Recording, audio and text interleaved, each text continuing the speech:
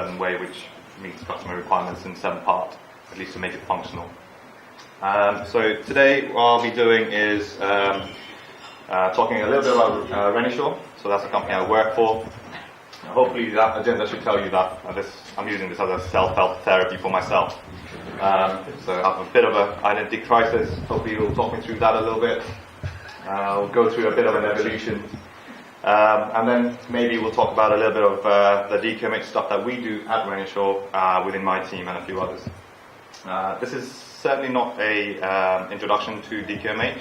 So if you haven't seen have the how-to and the introduction from DQMH from Delacour, then yeah, I'll point you to that. They've got very good YouTube videos about how to get started and all of those things. There's more of a use case, so similar to the code review that we did a little while ago. Hopefully it'll be something like that. I do like to use videos in my presentations, so instead of going into LabVIEW and things, it just makes things a little bit easier for me with resolutions and things. So yeah, those are the core modules, and then we'll look at a little bit of how it scales, how it grows, how the application that I'll show you grows, and I've got a little video for that as well. So I'll let a little video do an introduction talk about Renishaw, warning about the sound and the music. The guy's voice is a little bit deeper than mine, sounds much sexier than mine as well. And yeah, there's a little bit of music, and I do apologize for the music before I start this. I didn't edit it. If it works. It doesn't work. It worked just now.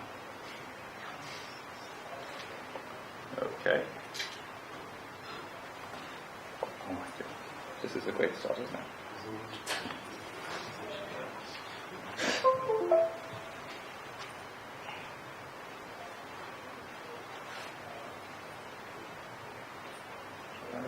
There we go. There we go.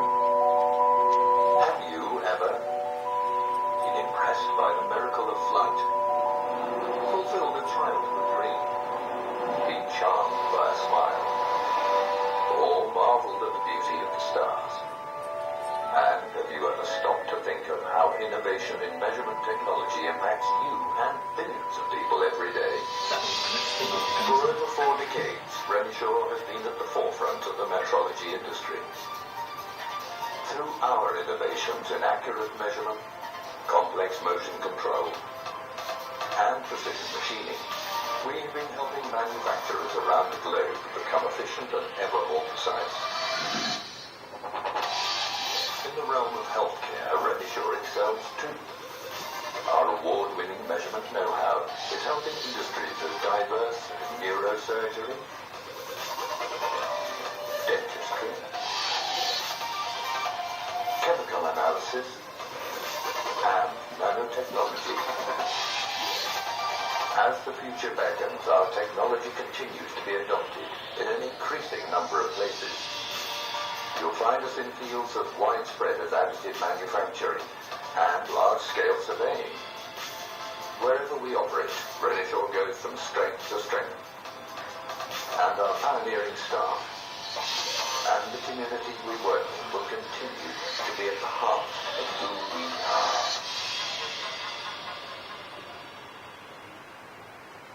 Great. Sorry about the sound volume, by the way. I didn't realize there was no speakers and everything.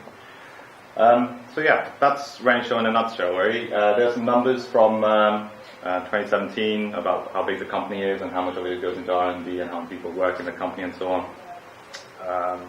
And a little bit more relevant, that's the user base of LabVIEW that we have within the company. So there are about, anywhere up to, if you look at that, a number of hours used, I suppose, is the measure that we use to see how many people use it regularly. For some reason, there were about 12 people that classified as more than 3,000 hours now. That's in a working year. 2,000 hours is sort of an average, so some people might be working from home or working in their sleep, we don't know. In the last Renishaw Lab user group that we ran, there was sort of decent turnout, 30 odd people with 10 on Skype following as well, so there are people from other countries that will join in as well. And plugging that in, we are recruiting, so if anyone wants to apply, that's the place to go. And yeah, there were 9 jobs quoting LabVIEW last time I checked. So, moving on, talking about my... Where's it in the world? Where is in the world? Sorry, I didn't mention that. If I go here into the world map, which does show New Zealand as well. I don't know if you noticed. I'll go for that, John. We're in UK in Gloucestershire, so just above Bristol, about 20 minutes or so from north of Bristol. That's our main hub, where we have about maybe 1,000-ish people working there. So it's the R&D, and there's more Edinburgh and Exeter and manufacturing in Michigan. What in Stone? Yes, that's right. There's manufacturing in Stone, New Mills, Woodchester, and there's a manufacturing plant in Michigan just above Cardiff as well. So moving on to my identity crisis. So, looking at those two diagrams there, what would you call each one? Any guesses?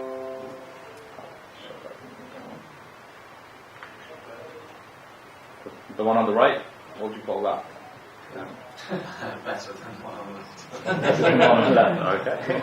Well, on the left's FGV, the one on the right. One's being generated automatically, I think, on the left, isn't it? You think so? Okay.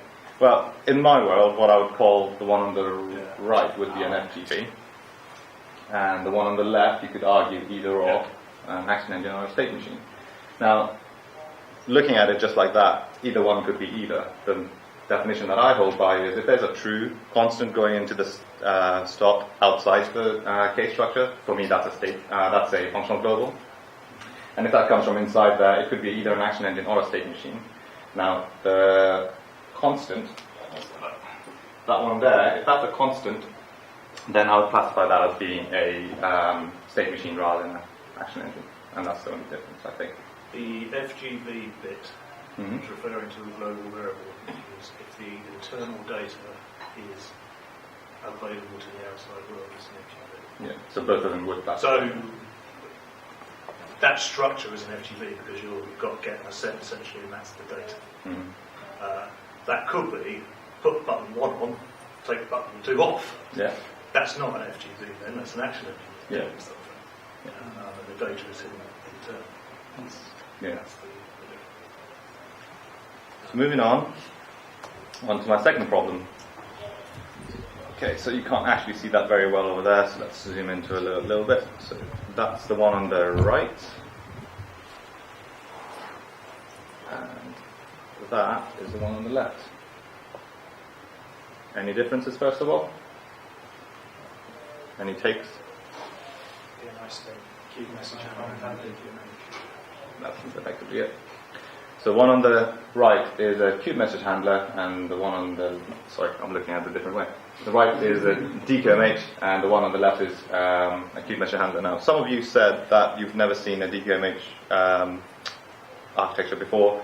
It's pretty almost the same as a QMH, apart from the fact that with this one, all messages are event-driven, so messages come into it through an event and go out as an event or a notification.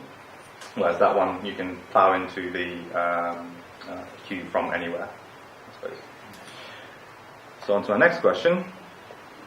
How do you put a giraffe into a fridge? Before I ask this question, answers for this question, I did run through this with my 6-year-old and my 8-year-old kids, and they said that it was boring, so I had to plow in some of these things in here. So, clarifying that. And I don't want to really say what their feedback was about the rest of the presentation. They said, yeah, they did like that. So yeah, how do you put a giraffe into a fridge? That's pretty much it. Don't overcomplicate. The problem is the main point in here. You initialize your module, open the door, put the giraffe in the fridge. You don't really care how big the fridge is or can you fit the giraffe or not. That's what the customer asked for. Now, while we're looking at this, so the initialization of the module happens by initializing a DVR or data or whatever. You put the giraffe into the fridge, which is, in this happens to be a string into a variant, and you shut down the module by closing up the reference. Now this is what internally we call a interface module. So the data or the data value reference is passed from VI to VI. An application may have any number of these instances and effectively is a clonable module, which means that if you copy the code across that way, you have a new instance of the data. an interface. And most of the NI modules are kind of almost the same, where you can look at the DQMH, for example. So you can have any number of instances of it. Moving on to the next thing, how do you put an elephant into the fridge? Same? There's the giraffe. Take the giraffe. There you go. So you initialize your module, open the door, remove the giraffe first, and then put your elephant into the fridge and close the door. Now this is another type of module that we use, and in this one we initialize and put it in and shut down as per normal, but the reference, as you can see, is not passed from VI to VI, so the reference itself is held in an FGV internally. And this is what we call a handler module, and similar to the interface module, the data or the data by reference is stored within the module instead of being passed around. We call this the singleton module because you can only have one per application, and if you wanted a clone of that, you would have to do a save as on the library and then have a different instance of it. So you store, it's application specific. We're happy so far. We've not touched DQMH yet. Yeah? Okay. So, before DQMH, we had an application launcher, and each one of those, so initialize, shut down, and various modules in parallel. Each of those modules used to be that we had a queue message handler for the UI, so messages would come in through just queues. We had action engine inside a QMH. For DAC, we had an interface module, a handler module, and so on. So, as an application developer, you would go into the application and see, okay, well, those are the distinctive different parts of the application. Now, the reason for us doing that was so that when we pass an application from developer to developer, they have a point to start from. It looks familiar. And the reason for that is at Renishaw we have teams who manage the code to add functionality into it after you've finished developing it. So because it's an R&D driven workforce, you have a team of developers creating it and then a separate team supporting it. So to keep that in likeness, our new launcher looks something like this, where the DQMH modules are started from within a launcher of sorts. So the initialize and the shutdown is almost exactly the same as it was before. It loads things from a file, from an ini file, initially to say what is your identification for a jig, for a system, and then it loads from the database if it needs to. In applications where it does, load from database what the values or parameters are. So in this instance over here, you're launching all the asynchronous DQMH modules in parallel, and there's a sequence to initializing them. So on the top over there, you can see that those are your DQMH VIs, and there's a register here at the beginning. So what that register VI does is it basically stores a reference to the module to say, this is my module, and I need to store the reference to it for silent shutdown later on. And it initializes the error handler, then the controller, and the user interface, and other DQMH modules that it needs to. Each one of these is a DQMH module. And I don't know, some of you have used DQMH before. The main VI for DQMH is not available on the block diagram. So it's a private VI, which means that if you put that main VI down in the block diagram, your VI will break. Your launcher will break. So what we've done is we've put the main VI inside a disable case so that at least from the main block diagram you don't have to go to the project to then try and find where your main VI is. You can go directly to it, and although it's in disabled case, you can still access it from your block diagram, which then makes it similar to what it was before, because all of our QMHs were all in the block diagram right there and then you could access directly from the block diagram without having to go into the project. If I'm speaking too fast, by the way, or anything, just shout. Am I okay for everyone? Or I'll put everyone to sleep. No, that's my job. Alright. Yeah, that's to come. So moving on. So what I'll focus on a little bit here is the two VIs at the end over there, before I move on actually. So I mentioned that initialize is just an application initialize, triggers a file load. These are all DQMH modules which look almost identical to this. So that's a central error handler launch, and then these will have their own ones. That is a command that gets a request that gets sent to your controller, and I'll discuss each one of these three modules in a minute. But before I move on to that, there are these two VIs which are kind of fundamental to our application. So looking at the first one first, the application events, all this does is, I'll zoom into that section. So it initially registers for events from our UI module and our troll module, which is a controller for our case. And it listens out for two specific events. One to listen out for shutdown. So if the application has decided to shut down, the controller triggers I need to shut down event, and this then exits out. The show hide launcher is effectively our about screen, so whenever someone clicks on the information, it shows up its own UI. Then moving on, our shutdown, and this is what happens in there. So with the developer modules, what you effectively have is you trigger an asynchronous module, which means that you trigger a service. It runs somewhere in the cloud, and that's something somewhere in the cloud, somewhere in your processor. And that's one thing that when I was talking to someone earlier, mentioned that it's hard to debug. So to find out where your main VI is, and all of these kind of things are to stop questions like that, or not to stop, but answer questions like that, or try to answer those questions to say, I want to get to my main VI. We have that disabled case just now. I want to not worry about shutting down a module because I want the application to take care of itself, which is what this does. So earlier when I showed you the register VI that I put in front of your DQMH start, this is what it does. It basically shuts it down. And that comes from our little functional global, which I'll show you in a minute there. Any questions so far, or have I lost everyone already? So these paths is something that you're registering, or is that part of the DQMH? That's right. So those are these come from a functional global variable, effectively, which we have put on top of the DQMH. So that's our application library, which says that goes into the launch VI for DQMH, but we keep a register of it to say these are the ones that you'll need to shut down later. So that in code, you'll never have to put more than one VI down for each module to launch it. It just launches itself and shuts itself down when you abort or when you close your application. The problem of if you click on that little red button on LabVIEW to stop your module and the module not stopping because it's running asynchronously still exists, but you can't stop that one. So which brings us to a little demo here. Hopefully this will work. I'll try and stop it. So that's our application. Can you all see that, or is that too low a resolution? Just about can't see a thing. Okay. Let's see if that works or that. So that's our application, and if I do that again, I'll have to pause this in various places. So what I've just done there is launch the main VI in our application library, and this is the launcher, the one that we just saw just now. The block diagram looks like that, where we're initializing the wire doesn't show up on that, but there is a wire going out from the initializer to the information. Initializing the VI, initializing the application, and then carrying on.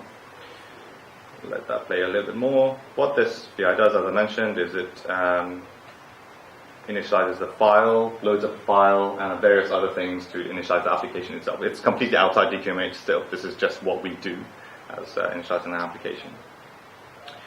Moving on.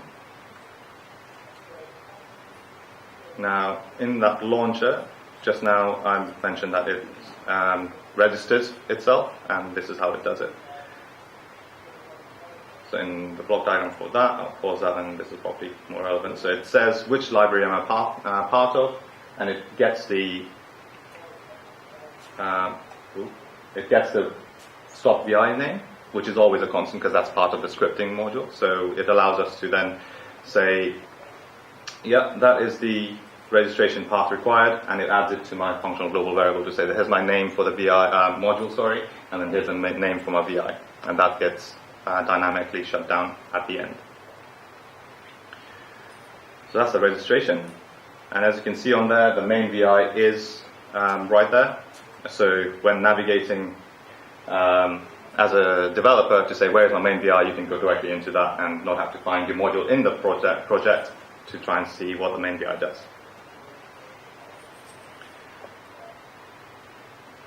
And each one of those look exactly the same as I mentioned earlier. Has a register, has a launch, and then has the main VI in the disabled case. And the start control is the command that gets sent to the controller to say, I'm now ready, I've initialized all the modules that I need to, all the DQMH modules have been initialized, now you take control. So the controller is what I'll come to in a little while, and we've just reviewed this one already. That's the holder or the blocker, if you like, to stop the launcher from stopping all the modules already straight away. And that's the shutdown.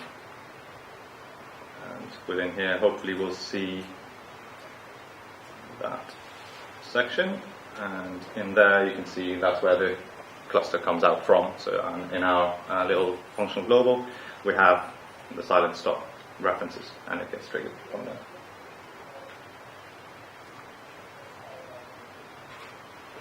So that is effectively our application template. So when it runs, this is kind of the UI. You have a tab, which is, that's pretty bad for color, isn't it? You have a UI which basically shows, this is the status UI, and it has the overview of the system, the errors that are in the system, and we also have some system components. So you might have DQMH modules that have to register their system status, and a few things about the process as well, which kind of answers a few things about what is happening with the system at any given point. So that gives us a summary of what module it was that triggered a state or a status update, and what VI within that module it was that caused, and what was the state as well that got triggered. And then I'll show you in a little while. It also gives us more information as part of the next demo about what the values were as well. And then there's a tool section, and then a tester section as well. So just to go into this a little bit more detail, as part of the DQMH, what it does is it allows you to have a test panel embedded in, and that's one of the reasons why we chose to use DQMH, was because it was in your face. Whenever you create a new command or a request for a module to do something, it always enforces you or enables you to create a tester straight away. Otherwise, your VI is kind of broken until you do so. Having said that, one of my guys did actually tell me that they were ignoring the testers completely, so I don't know if that worked. So yeah, that's the tester launcher. So this is something that we do to embed our testers within the application.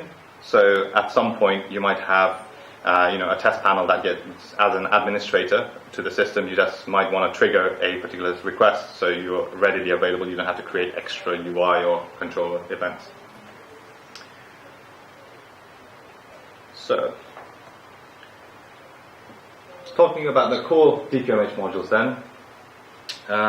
Central error handler is something that I've mentioned numerous times now. So the application status is reported via three different things for us. So the error stream, the system stream, and the process stream.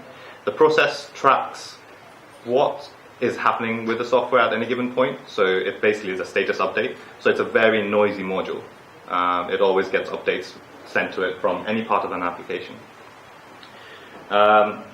System is basically any module that you might have which does communications with serios or DQMH or whatever. It might want to let the system know that its status is okay or not, and that's just a boolean without sending errors. Because if you manage that through errors, then you can have internal errors, locally handled errors, or the centrally handled errors. The CEH, or the central error handler, cares about the errors only to log it into the system. All local errors are handled by the modules themselves. And I've already mentioned the process monitoring thing. So let's run through this video.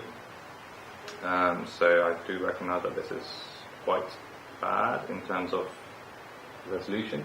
But here you have your overview, your errors, system, and process. And you've seen this screen just now in the other one. So that's all the stuff that gets sent from your application, wherever they might be. And we just want to talk about this a little bit. So here in the project we've got various modules, and we kind of work to the MVC, or the Model View Controller kind of template where we can. I've had some discussions with some of you earlier.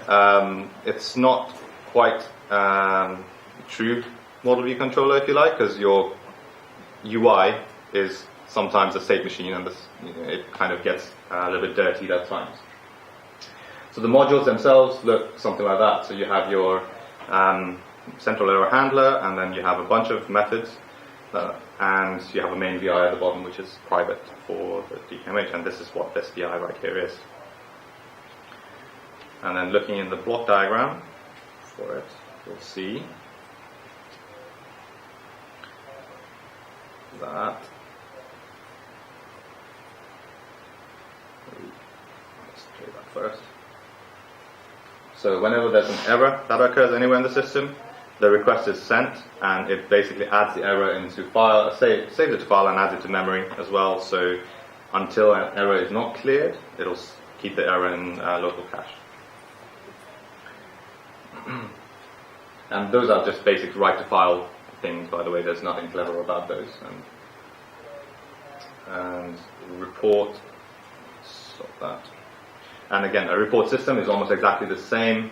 It logs it into local memory to say, are the system components okay or not? So you might have, as I said earlier, multiple times, your compact Rio or your DQMH modules, whatever is running, they have a request that they send to the central error handler to say it's all good or not good. And then the process is the last thing which it takes care of, and that's the noisiest part of the system. It gets an update every time a state runs, and I'll let this carry on. And this screen here shows you, again to review, each time a particular state runs in an application, it sort of pops up over here. So moving on. So that was our central error handler. Then we have the controller. Now this is the main state machine for the application. Just now we triggered, after initialization, we triggered the start controller event. So in here we'll have a look. So the controller itself looks something like that. So the start controller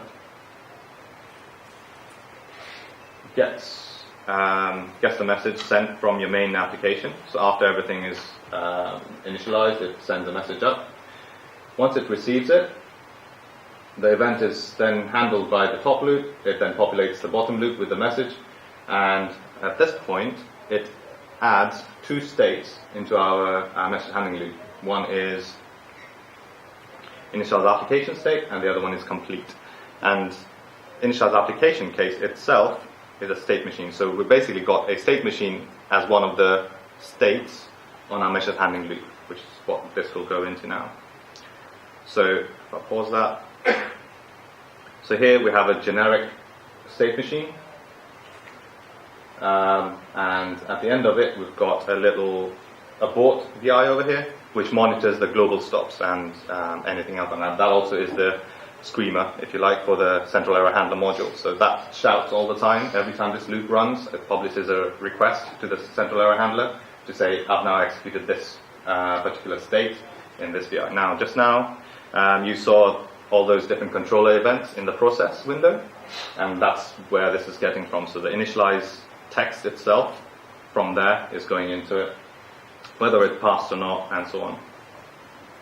And let's let that play.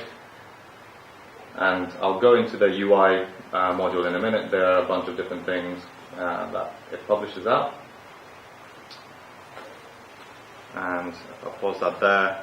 This is all kind of too much detail right now, but what it does, as I mentioned earlier, is the central error handler gets a report sent to it every time this VI runs to say if the state has run okay or not, and it also attempts to run the same state again if it has failed. I mean, that's a control, or constant in this case, to the module to say if a particular state has failed running more than once, then you can run the same state again.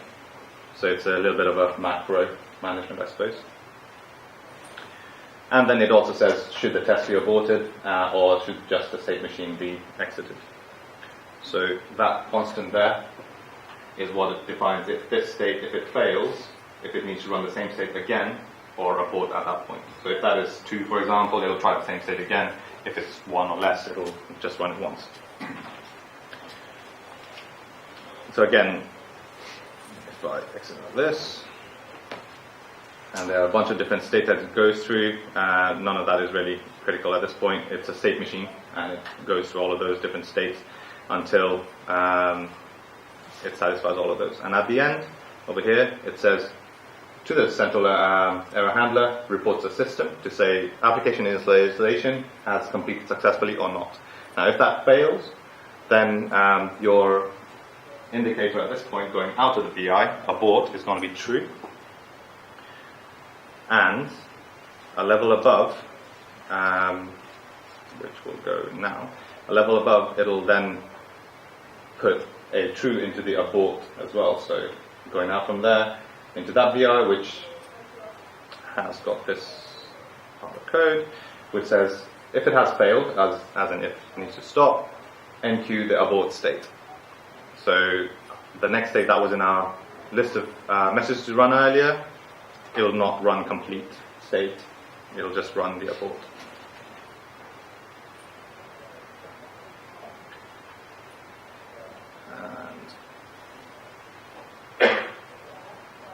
So at this point, we also have a publish or broadcast, for what's the better word, of the safe state. So if it's an abort, it broadcasts out to the whole of the application to say it's now in safe state, and it's not going to allow you to enqueue a different state or a different sequence.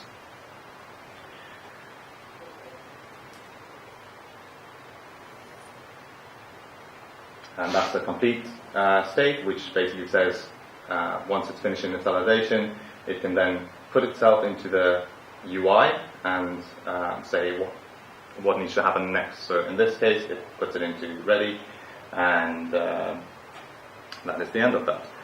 So looking back at this again, so the controller is responsible for sequencing of the application. So it starts off, and then it waits for a trigger from your main application to say you can now take over. Once it takes over, it waits for another event to say what is my sequence I need to run. Now the user interface, it handles a page, a prompt, and a splash. All of that means is the user interface is made up of a, let's just show you. The user interface is made up of the top bar, the mid section is a subpanel, and you can insert any VI into that subpanel, and then you've got a bunch of other things there as well. Which all show status of the application. So you've got controls on top, you've got indicators at the bottom, and you've got a subpanel in the middle which can be taken up by anything that you need it to take over. And we've made things also simple by registering for events. If I pause that there.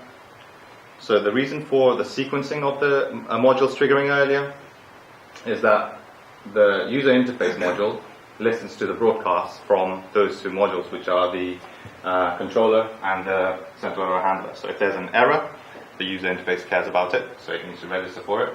And if there's controller events like system state, if it needs to shut down, or if it needs to do anything about it, or if UI needs to know that the application is now busy, things like that can be all handled through there.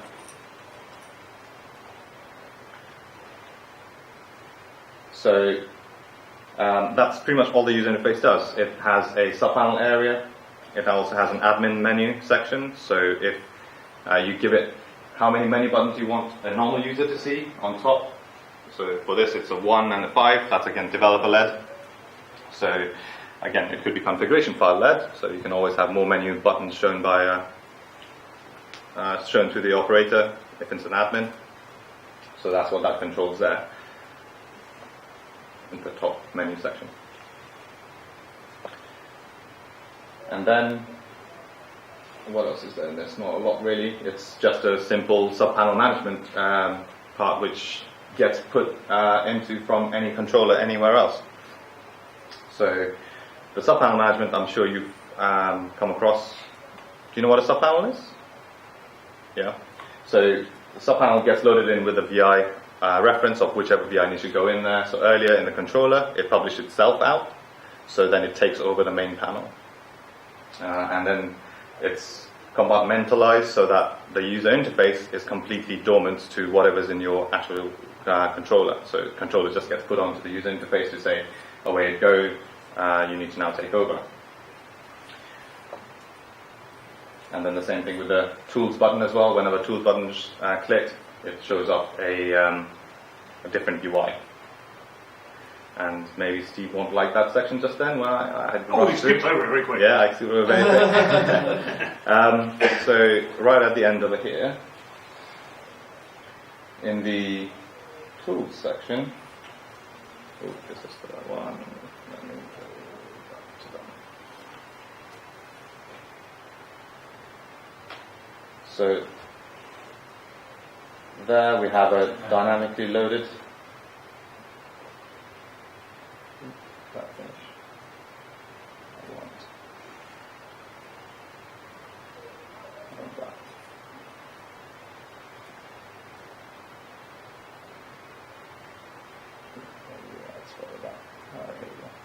So in my pop-up for Tools Launcher, what I have is a bunch of references to a bunch of VIs.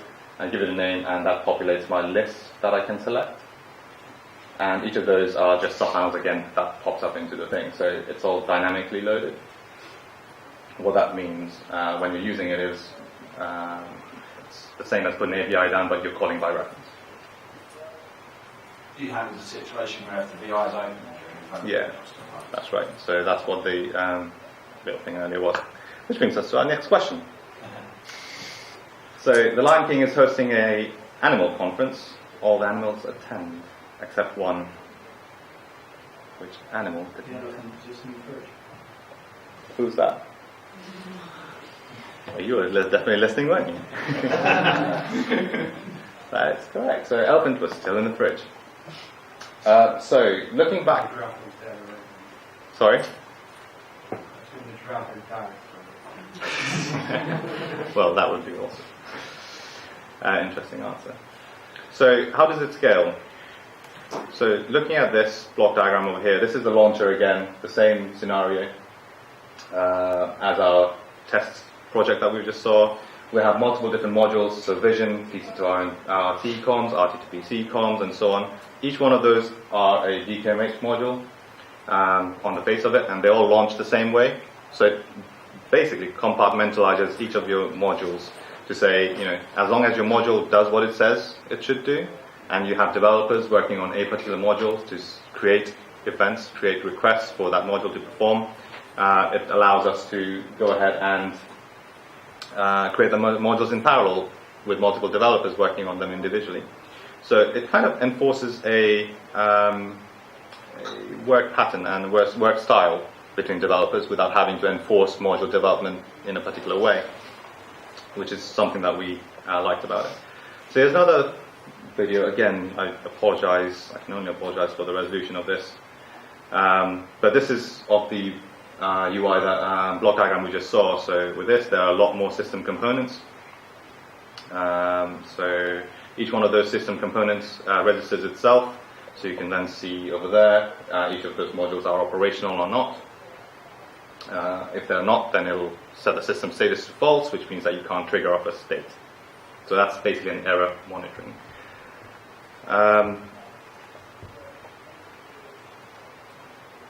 then in the process, you get a whole bunch of things that happen, and it shows you, okay, well, my controller that's running publishes a state machine, which is the initialized application state machine.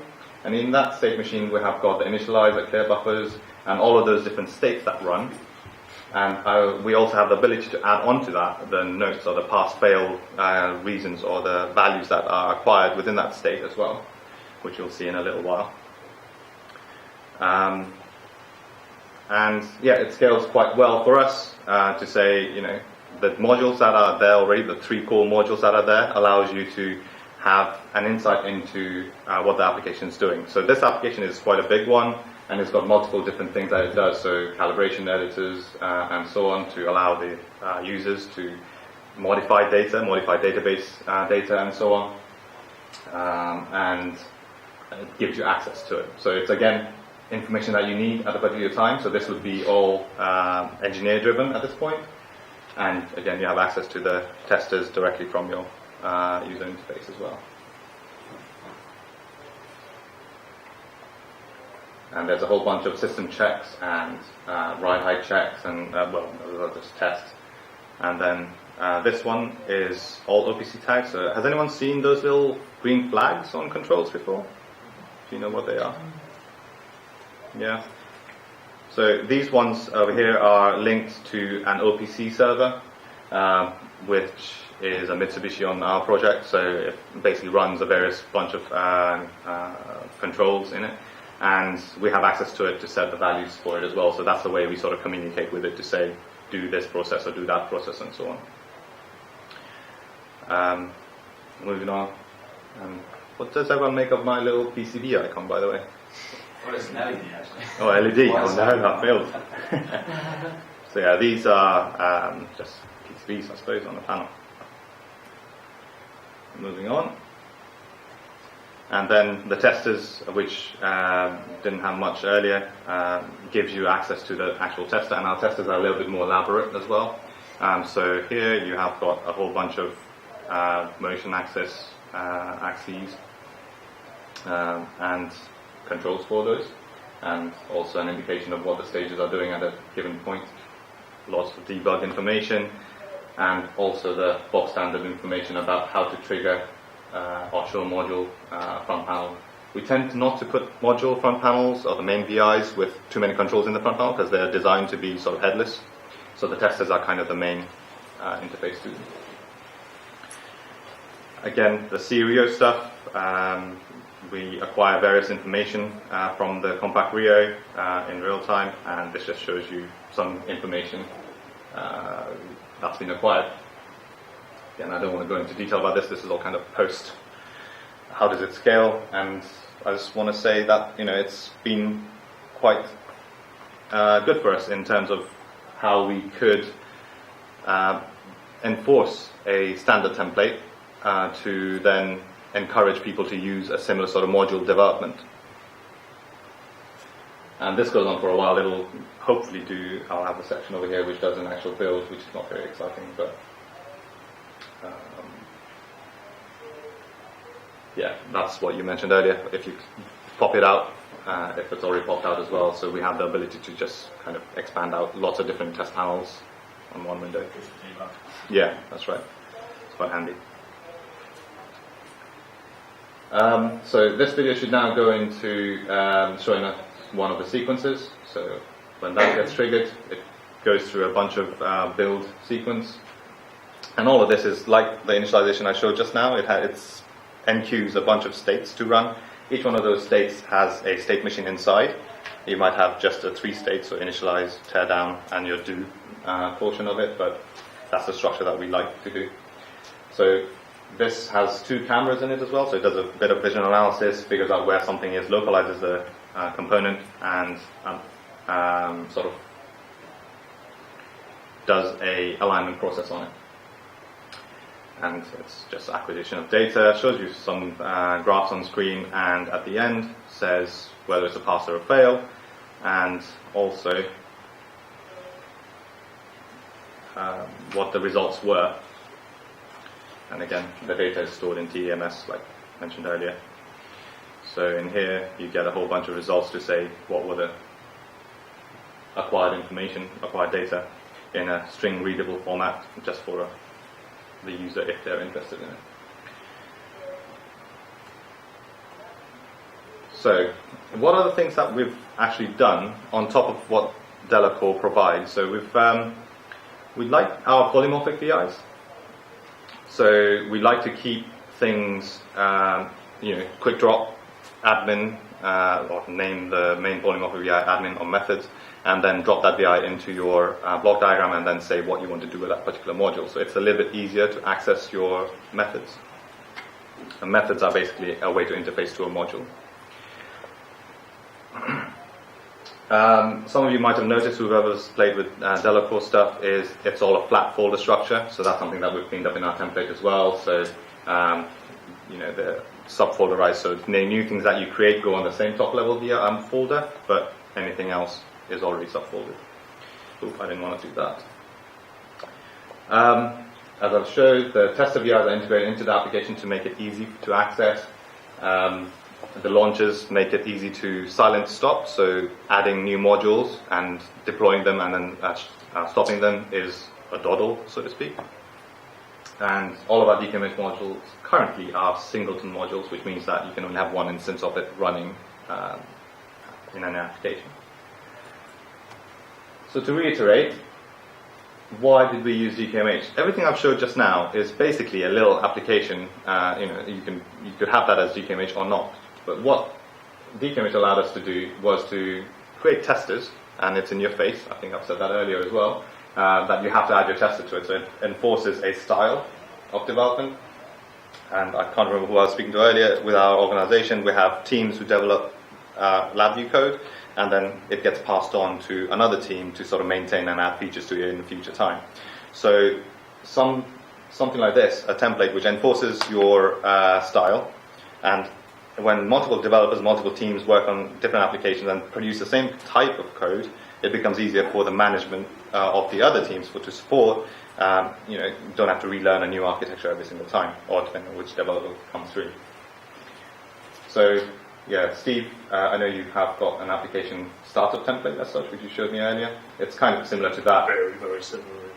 Yeah, but we've kind of broken it down into DQMH structure, so the enforcing of how messages are passed around from module to module is kind of hopefully streamlined enough. And DQMH also came around at a time where we were deciding to write our own scripting tools, so that was quite well timed. So we kind of used what they had and built on it. I think that is the end for me. Just over 45 minutes, so I've taken a little bit of your time. And that is the last question, I promise, of the day. And the response has been pretty good. So if you know the answer to this, please be quiet. So there's a river that you must cross, but it is used by crocodiles and you do not have a boat. How do you manage it?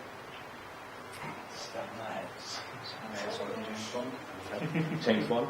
Go across the bridge. Okay, you'd want to build the bridge first.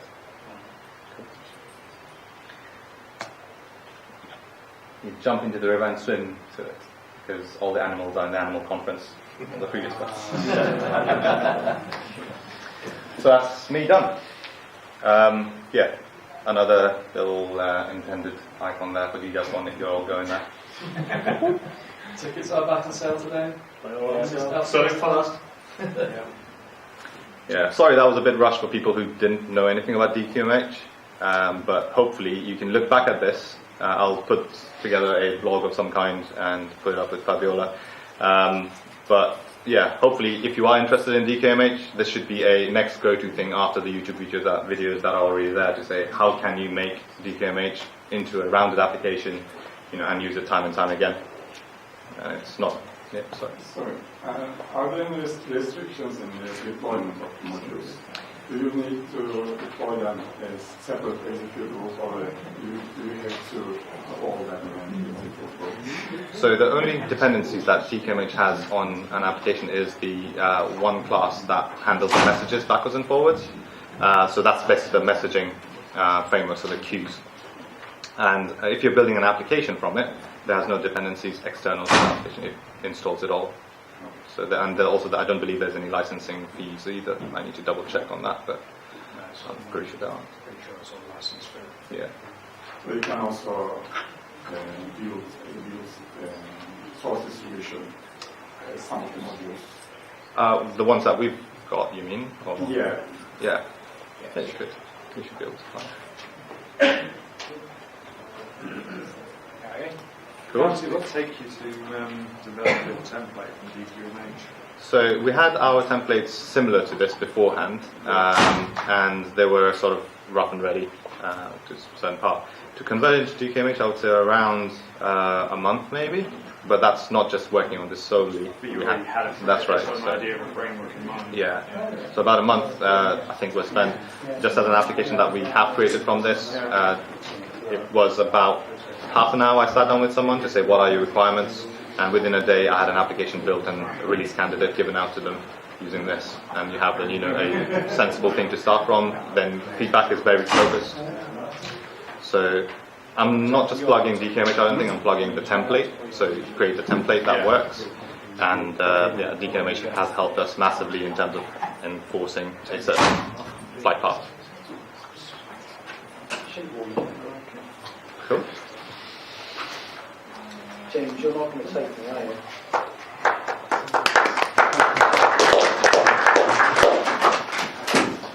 Say, Fabio will want to hunt your colleague down.